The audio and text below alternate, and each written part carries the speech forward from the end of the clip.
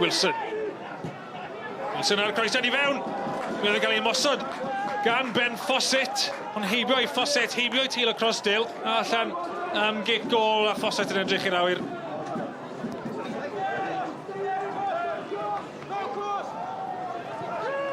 Cion Reffel mewn at Harling ar ymwyr Cosby.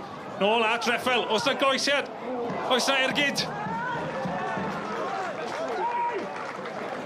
Evans yn gario, mas at Little. Al Davies o'i flaen e. Y ddau'n cyd chwarae lawr y dde. Di Little am gyrraedd yn y gornel. Ydy, mae'r croesiad yn dod fewn. Ac mae'n mynd i'r gornel. Ambeniad. Oedd y croesiad yn un da. Gan Little a Harling oedd yno i benio fewn. I gornel ucha. Zach Jones gath llechen lan wrth ystwetha methu a dal y bel. Little a Davies. Davies. A'r croesiad, Zach Jones yn dyrnu, mae Kane Owen yno. Kane Owen yn codi'r bel, fewn i'r rwyd! Zach Jones oddi ar ei linell a Kane Owen yn manteisio. A capten yn ymestyn mantes, Penybont. Ac ar y cwarter awr i fynd, maen nhw'n dechrau edrych yn saff nawr o'r buddugoliaeth.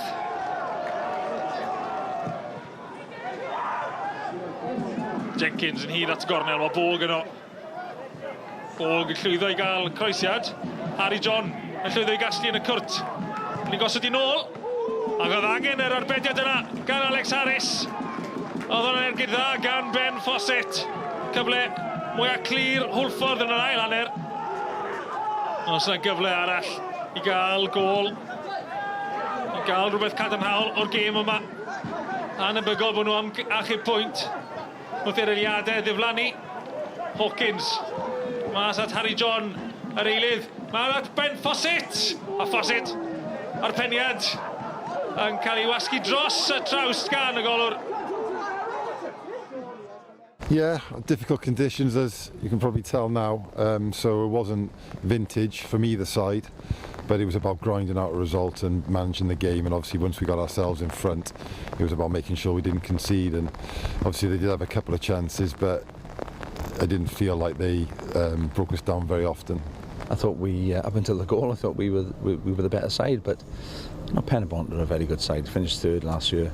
They've improved the squad again, and they've got far more experience than we have, and it showed that tonight, especially the second half. I thought they controlled the game second half. They played the conditions much better, and I thought we had the two best chances of the game, but you know, we didn't take them, and they took those. Disappointing goals to concede, both of them, but it's a good game for us to have tonight. I think one or two people in our dressing room need to realise how tough this division is, and just because you have a couple of good games in Europe doesn't mean that you're just going to win games in the Cymru Premier League, because it doesn't happen. Not many of us have played in Europe, and hopefully it can just keep us in good stead now moving forward, and hopefully we can take it into the league, and we've started well. Two wins out of two, so let's hope it continues.